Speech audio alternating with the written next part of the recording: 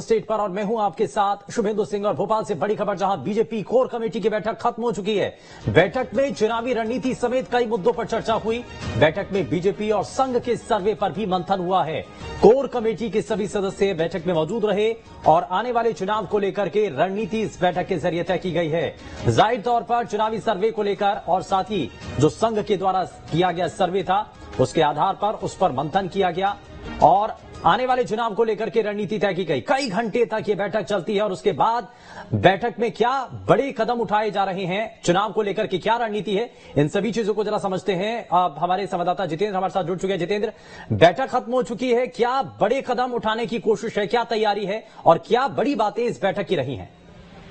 मुझे देखिए बैठक में पूरी तरीके से चीजें हैं वो देखने को मिली हैं और साफ तौर पर यहाँ पर सबसे ज्यादा ये तैयारी की गई है कि मध्य प्रदेश के अंदर भारतीय जनता पार्टी की जो जमीन है वो कितनी ज्यादा मजबूत है। खासतौर पर विधायकों का रिपोर्ट कार्ड निकल कर आया है, उस रिपोर्ट कार्ड के आधार पर जो मंथन है वो किया गया है। साथ ही साथ आगामी जो कार्य योजना है वो क्या है और जो कार्यक्रम है जो कि मध्य प्रदेश में डिसाइड किए गए हैं उसको किस तरह से जिलेवार में चलाना है और उसका फीडबैक किस प्रकार से लेना है, जनता के बीच में कैसे पहुंचना है, इन तमाम विषयों पर चर्चा की गई है। लेकिन देखिए इस बैठक के अंदर एक बड़ा मुद्दा ये भी रहा है जो आज सीधी का मामला सामने निकल कर आया है, जहां पर एक आदिवासी युवक पर पेशाब करने का मामला सामने निकल कर आया था।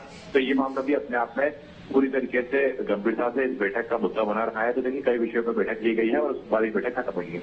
लेकिन जितेंद्र, बीजेपी और संघ के जो सर्वे रहा है उसके आधार पर अगर चर्चा हुई तो टिकटों को लेकर के भी कई लोगों के ऊपर, कई विधायकों के ऊपर तलवार लटक सकती है। कुछ ऐसे संकेत भी मिल रहे हैं क्या? बिल्कुल, देखिए कई लोगों पर तलवार लटक सकती है क्योंकि जिस प्रकार से हमने देखा था कि किस प्रकार से मध्य प्रदेश के अंदर ये जो मामले सामने निकल कर आए थे उसके बाद ये बात की जा रही थी कि कहीं ना कहीं जो तलवारें हैं वो लटक सकती है।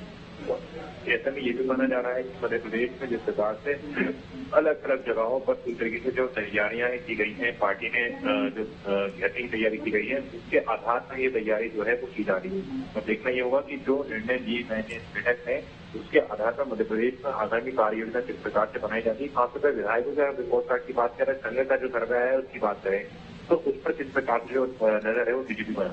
ठीक है, बहुत शुक्रिया जितेंद्र इस पर जानकारी देने के लिए। तो बैठक में बीजेपी और संघ के सर्वे पर मंथन हुआ है और विधायकों के कामकाज को लेकर के अगर फीडबैक भी है और संघ का सर्वे भी अगर इसमें हुआ है तो क्या इससे नेताओं के कामकाज और जाहिर तौर पर उसके आधार पर टिकट वितरण को लेकर के भी क्या आगे इस पर कोई कदम उठाया जा सकता है? और अगर ऐसा होता है तो क्या कुछ विधायकों की टिकट कटने की संभावना भी इसको लेकर के बनी हुई है? ऐसी बहुत सारी चर्चाएं जो कि इस दौरान की गई हैं, लेकिन कोर कमेटी की बैठक के जरिए आने वाले चुनाव को लेकर के बड़ी रणनीति तय की गई।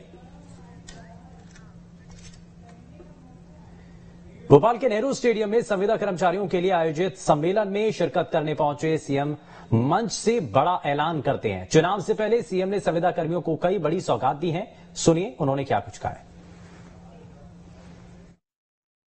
ये फैसला कर रहा हूं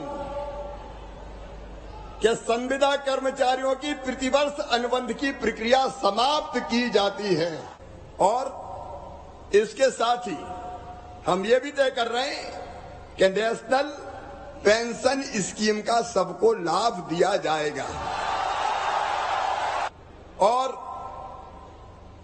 इसके साथ ही स्वास्थ्य बीमा योजना का लाभ भी प्रदान किया जाएगा, उसको भी हम कैलकुलेट करके बनाएंगे। अनुकंपा नियुक्ति भी प्रदान की जाएगी, वो मानवीय है।